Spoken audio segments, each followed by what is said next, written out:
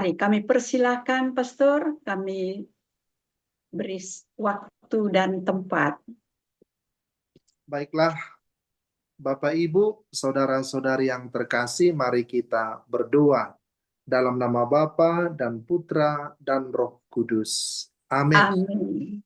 Tuhan Allah yang Maha Baik, Engkau menghadiahkan kepada kami kasih-Mu yang besar, berkat wafat dan kebangkitan Yesus Kristus Putramu. Kabar gembira ini, kabar kerahiman ini kami terima untuk membantu kami yang lemah dan berdosa ini untuk hidup di dalam kasih-Mu, mengalami pengampunan dan belas kasihan-Mu. Pada sore hari ini kami mau merenungkan kerahiman-Mu itu, yang diwartakan oleh hamba-Mu, Paus Yohanes Paulus II. Dia telah menjadikan devosi kerahiman ilahi dialami oleh seluruh gereja berkat pilihan-Mu kepadanya, sehingga dia menjadikan doa ini menjadi doa bagi seluruh gereja dimanapun berada. Maka bantulah kami agar kami dapat merenungkan betapa besar cinta-Mu kepada kami sore hari ini. Dan semoga teladan dan semangat dari Santo Yohanes Paulus II juga berkobar di dalam hati kami. Salam Maria, penuh rahmat, Tuhan sertamu, terpujilah engkau di antara wanita, dan terpujilah buah tubuhmu, Yesus. Santa Maria, Maria, Bunda Bunda Allah, Allah, doakanlah doakanlah kami yang berdosa berdosa ini, sekarang sekarang dan dan waktu kami mati. Amin. Santa Faustina, doakanlah Doakanlah kami. kami, Santo Yohanes Paulus II, doakanlah doakanlah kami. dalam nama Bapa dan Putra dan Roh Kudus. Amin. Amin. Saudara-saudariku yang terkasih, sebelum kita masuk kepada pengajaran atau permenungan kita pada sore hari ini, saya hendak membacakan kepada kita Injil Lukas bab 4 ayat 18 sampai 19. Roh Tuhan ada padaku, oleh sebab Ia telah mengurapi aku untuk menyampaikan kabar baik kepada orang-orang miskin, dan Ia telah mengutus aku untuk memberitakan pembebasan kepada orang-orang tawanan dan penglihatan bagi orang-orang buta, untuk membebaskan orang-orang yang tertindas, untuk memberitakan tahun rahmat Tuhan telah datang. Saudara-saudariku yang terkasih, ada sebahagian dari devosan kerahiman ilahi bertanya, mengapa selalu disematkan gambar dari Yohanes Paulus II dalam banner-banner atau di dalam kongres-kongres kerahiman ilahi? Mengapa sering disandingkan gambar dari Yohanes Paulus II dan juga dari gambar Santa Faustina? Bagi kita yang sudah mengerti, permenungan pada sore hari ini menjadi salah satu peneguhan kembali, dan bagi mereka yang ingin mendengarkan apa motivasi rohani dari itu, kesempatan hari ini akan kita renungkan bersama. Memang tidak akan bisa kita menelaah atau merenungkan seluruhnya dari kehidupan spiritual Yohanes Paulus II pada sore hari ini, dan tidak bisa semuanya dapat dijelaskan secara sangat mendetail dengan waktu kita. Tetapi secara garis besar, kita akan melihat betapa besarnya peranan dari Yohanes Paulus II untuk devosi kerahiman ilahi, dan betapa dia adalah seorang pendoa yang sungguh-sungguh, yang menyerahkan, mendedikasikan seluruh hidupnya untuk pelayanan bagi seluruh umat Allah. Santo Yohanes Paulus II adalah salah satu paus yang paling dicintai dan berpengaruh dalam sejarah modern kita ini. Kehidupan dan kepausannya merupakan kesaksian tentang kecemerlangan iman dan keberaniannya, serta daya transformasi kasih Allah dalam hidupnya. Santo Yohanes Paulus II lahir dengan nama Karol Joseph Wojtyla di Wadowice, Polandia pada tahun 1920. Masa muda dan masa kecil Santo Yohanes Paulus II ini ditandai dengan kehilangan dan kesulitan. Dia bertumbuh dalam saat-saat yang sangat sulit dan menyedihkan. Ibunya yang bernama Emilia meninggal dunia saat Karol Wojtyla atau Yohanes Paulus II ini masih duduk di kelas 3 SD. Ketika itu ia berusia sekitar 9 tahun. Pada awal tahun 1929 ibunya meninggal. Dalam buku Gift and Mystery, dia menulis, I lost my mother before the first communion at the age of 9. And that is why I remember her less and I'm less aware of her contribution to my religious education. And certainly it was very large. Dia mengatakan bahwa dia kehilangan ibunya sebelum dia menerima komuni pertama. Artinya pada umur sekitar 9 tahun, itu sebabnya dia ingat bahwa ibunya kurang berperan di dalam pendidikan imannya, kontribusi pendidikan religiusnya. Tetapi justru setelah dia merenungkan begitu banyak ternyata jasa-jasa ibunya dalam hidupnya untuk menanamkan iman di dalam hidupnya. Dan setelah ibunya meninggal dunia, dia juga kehilangan abangnya atau kakak kandungnya, kakak laki-lakinya. Waktu itu usia Karol Wojtyla atau Yohanes Paulus II masih 12 tahun. Abangnya bernama Edmund Wojtyla, kakaknya bernama Edmund. Edmund berprofesi sebagai seorang dokter, meninggal dunia akibat penyakit skarlatina atau scarlet fever. Edmund tertular penyakit tersebut saat merawat pasien muda melawan selama wabah pada tahun 1932. Jadi kakak laki-lakinya meninggal pada usia 26 tahun. Jadi sungguh dia merasa dalam situasi yang sulit dalam kehidupannya. Kemudian Karol Wojtyla juga, ayahnya juga bernama yang sama dengan dia, Karol Wojtyla, ayahnya meninggal pada tanggal 18 Februari 1941. Pada saat itu, Paus Yohanes Paulus II masih berusia 21 tahun. Jadi, pada saat Karol Wojtyla, pada masa kanak-kanaknya mengalami banyak sekali kepahitan dan kesulitan dalam hidupnya. Dan juga pada saat dia masuk seminari menjadi seorang calon imam, dia kehilangan ketiga orang dalam hidupnya yang sangat dia cintai. Kematian abangnya Edmund, saudaranya Edmund, sangat mempengaruhi Karol Wojtyla. Dia melihat dan menganggap pengorbanan kakaknya yang mempertaruhkan nyawa dan merawat pasien sebagai contoh kemartiran yang nyata. Hal ini menginspirasi Yohanes Paulus II untuk menjadikan pelayanan kepada orang sakit sebagai prioritas. Kita lihat sekarang inilah gambar kedua orang tuanya, ayah dan ibunya. Nah, ini ayah dan ibu. Kemudian ini dia waktu kecil bersama dengan ayah dan ibunya. Kita melihat Paus Yohanes Paulus II hidup dalam situasi yang sulit, di mana juga Perang Dunia Kedua berkecamuk.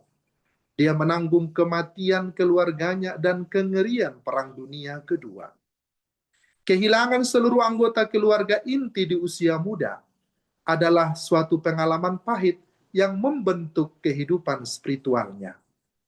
Pengalaman-pengalaman ini justru memperdalam iman dan belas kasih dalam dirinya.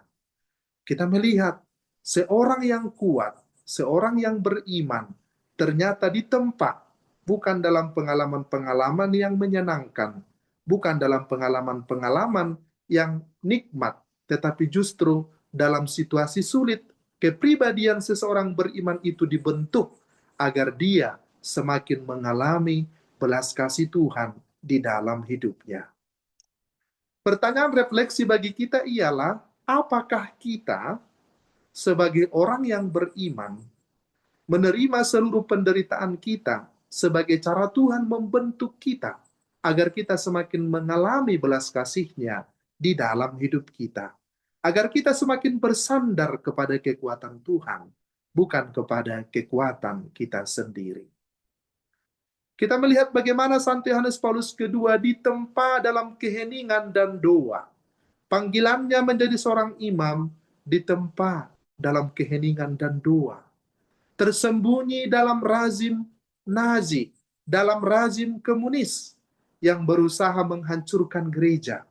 Tetapi dari situasi yang sulit ini, dari situasi perang ini, kesulitan ini, kematian anggota keluarga ini, justru dari situlah, dari penderitaan itulah, dari situasi yang sulit itulah, muncul seorang pria, Karol Wojtyla atau Yohanes Paulus II, dengan kekuatan dan kekudusan yang luar biasa.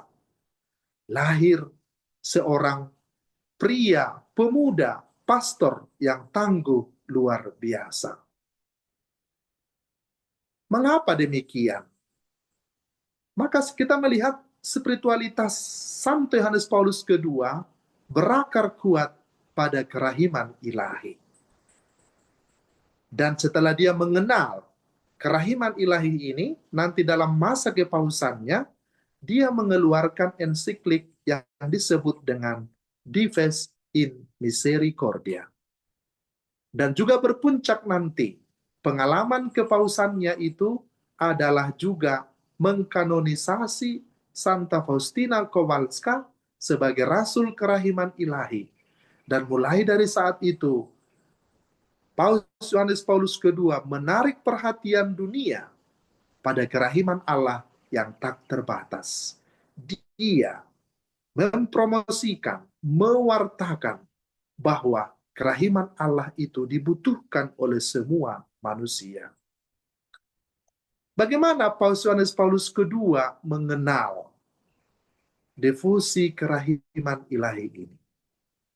Paus Yohanes Paulus II pertama kali mempelajari pesan kerahiman ilahi ketika bisa menjadi seminaris di Polandia selama Perang Dunia Kedua.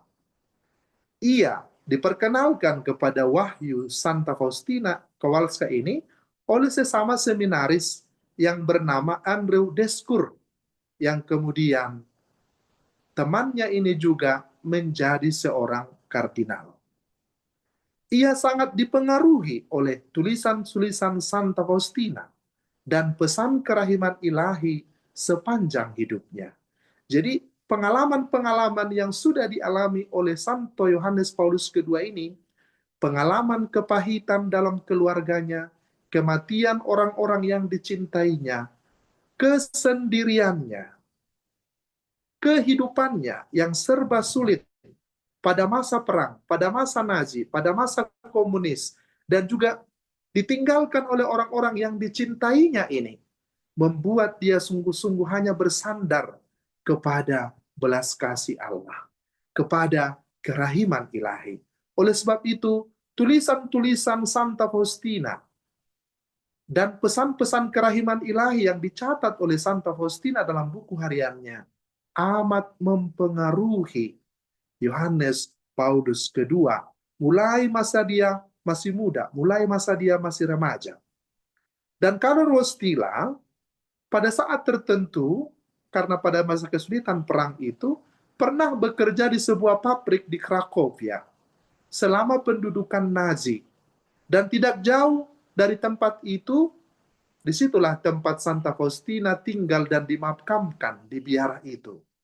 Nah, dia sering sekali singgah di situ, berdoa di situ, untuk menunjukkan bahwa kasih Allah itu adalah kekuatan baginya dalam menjalani kehidupannya. Oleh sebab itu, pada waktu dia dipilih menjadi seorang paus, ia merasa bahwa menyebarkan pesan kerahiman ilahi adalah tugas khusus baginya dari Tuhan. Dan dia meyakini, percaya sungguh-sungguh, bahwa kepausannya adalah ditakdirkan oleh Tuhan, dianugerahkan oleh Tuhan kepadanya adalah untuk memenuhi misi Kristus, yakni memperkenalkan devosi kerahiman ilahi untuk seluruh gereja.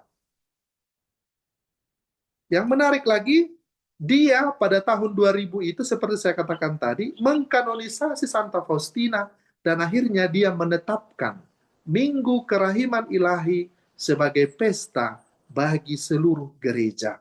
Pesta bagi seluruh gereja.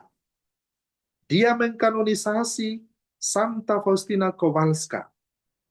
Dan pada saat itu dia mengumumkan bahwa devosi kerahiman ilahi dideklarasikan untuk seluruh dunia untuk menyambut milenium ketiga. Dan hal itu menjadi suatu hal yang sangat istimewa.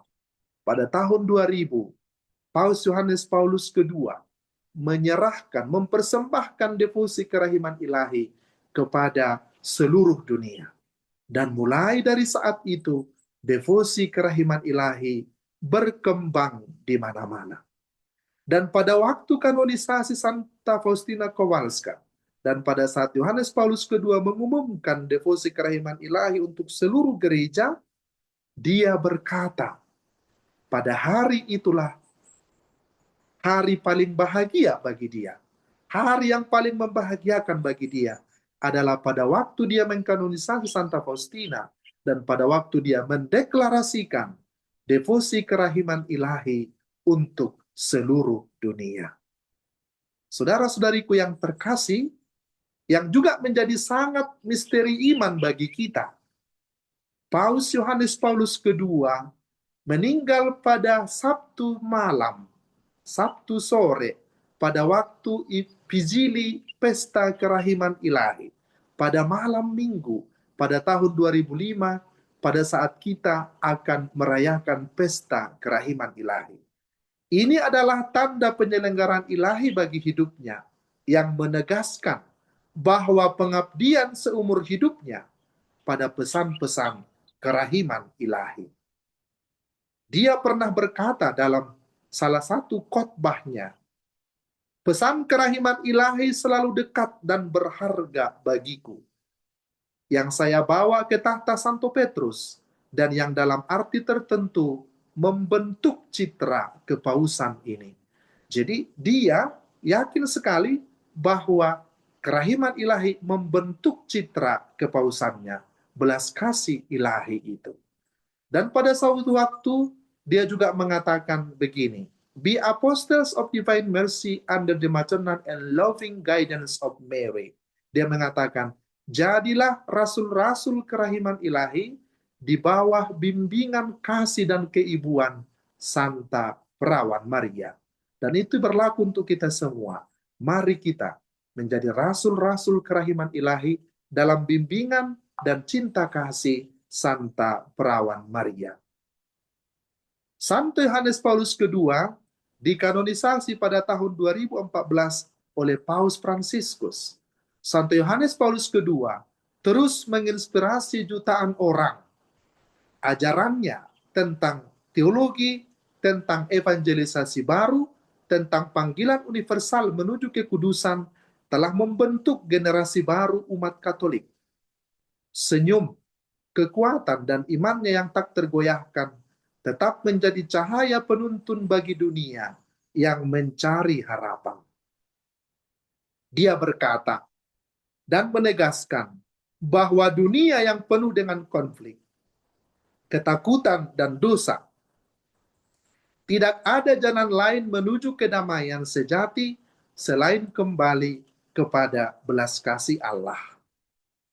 Pesan ini dirujuk dari buku harian Santa Faustina di nomor 300. Yesus berkata, umat manusia tidak akan menikmati damai sebelum ia berpaling dengan penuh kepercayaan kepada belas kasih, kepada kerahimanku. Buku Harian Santa Faustina di nomor 300. Kita melihat pribadi Santo Yohanes Paulus II, seorang yang penuh dengan doa.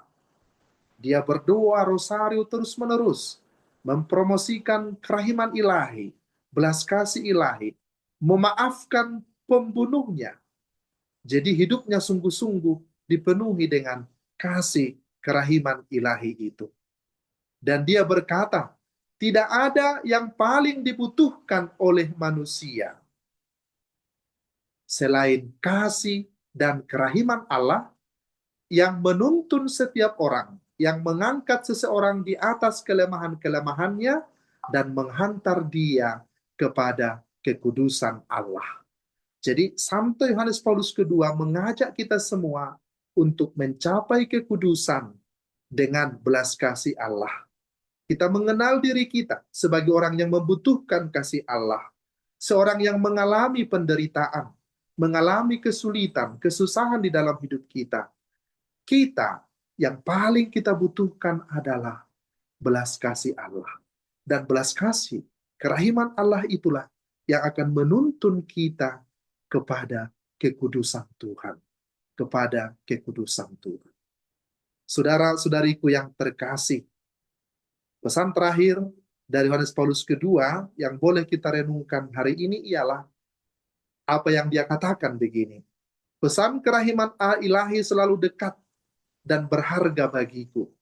Seolah-olah sejarah telah mengukirnya dalam pengalaman tragis Perang Dunia Kedua. Pada tahun-tahun sulit itu, pesan tersebut menjadi dukungan khusus dan sumber harapan yang tak habis-habisnya. Bukan hanya bagi penduduk Krakovia, tetapi bagi seluruh bangsa. Ini juga merupakan pengalaman pribadi saya yang saya bawa ke tahta Santo Petrus dan yang dalam arti tertentu membentuk citra kepausan ini. Saudara-saudariku yang terkasih, begitu dalam pesan-pesan yang dibawa oleh Santo Yohanes Paulus II kepada kita, agar kita mengandalkan belas kasih Allah dalam hidup kita, dalam situasi sulit apapun yang kita hadapi. Justru dalam situasi sulit, situasi penderitaan itu, kita akan semakin mampu mengalami betapa Allah dekat kepada kita, mencintai kita, mengasihi kita. Mari kita mohonkan doa-doa Santo Yohanes Paulus II dan juga Santa Faustina, agar apapun yang kita alami dalam kehidupan kita tidak menjauhkan kita dari Tuhan, tetapi semakin mengandalkan kerahimannya, mengandalkan belas kasihnya kepada kita. Karena tidak ada yang paling dibutuhkan oleh jiwa manusia selain kerahiman Allah, belas kasih. Dan Santo Yohanes Paulus II berkata, sebelum manusia menemukan belas kasih Allah, percaya penuh kepada belas kasih Allah, seseorang tidak akan menemukan damai di dalam kehidupannya. Kita hanya dapat menemukan damai bila kita dengan sepenuh hati menyerahkan hidup kita kepada belas kasih Tuhan. Dan dengan itu Santo Yohanes Paulus II telah memaklumkan kepada seluruh dunia tempat pengungsian, yakni tempat penghiburan, itulah dia belas kasih Allah, kerahiman ilahi. Dan apa yang dikatakan oleh Yesus dalam Injil yang saya bacakan di awal permenungan tadi, telah dilakukan oleh Santo Yohanes Paulus II. Roh Tuhan ada padaku. Ia telah mengurapi aku untuk mewartakan kabar baik kepada orang-orang miskin, mengutus aku untuk memberitakan pembebasan kepada orang-orang tawanan, penglihatan kepada orang-orang buta, pembebasan kepada orang yang tertindas, memberitakan tahun rahmat Tuhan telah datang. Kita ucapkan syukur dan terima kasih kepada Santo Yohanes Paulus II yang telah menjadikan kerahiman ilahi menjadi devosi bagi seluruh gereja, tempat kita mengungsi atas segala penderitaan kelemahan kita dan kesulitan hidup kita. Kita akan masuk ke dalam jam kerahiman ilahi, kita serahkan seluruh hidup kita, dan kita mohon juga doa-doa dari Santo Yohanes Paulus II. Dalam nama Bapa dan Putra dan Roh Kudus. Amin. Tuhan yang Maha Baik, Pada sore hari ini kami telah merenungkan betapa besar belas kasihan-Mu kepada kami dan seluruh dunia. Engkau mengutus hamba-Mu Yohanes Paulus II agar semua gereja dari setiap generasi kemudian dapat mengalami perlindungan di dalam kerahiman-Mu. Pada sore hari ini ya Tuhan, pada jam kerahiman yang agung ini, kami mau membenamkan diri di dalam kasih kerahiman-Mu yang besar, yang nyata dalam diri Yesus Kristus Putra-Mu, yang sengsara, namun wafat, namun bangkit bagi kami. Berkatilah kami semua, tuntun kami pada jam kerahiman ini. Berkati semua umat-Mu yang berkumpul dalam Zoom ini, dalam doa bersama ini, dalam nama Bapa dan Putra dan Roh Kudus. Amin.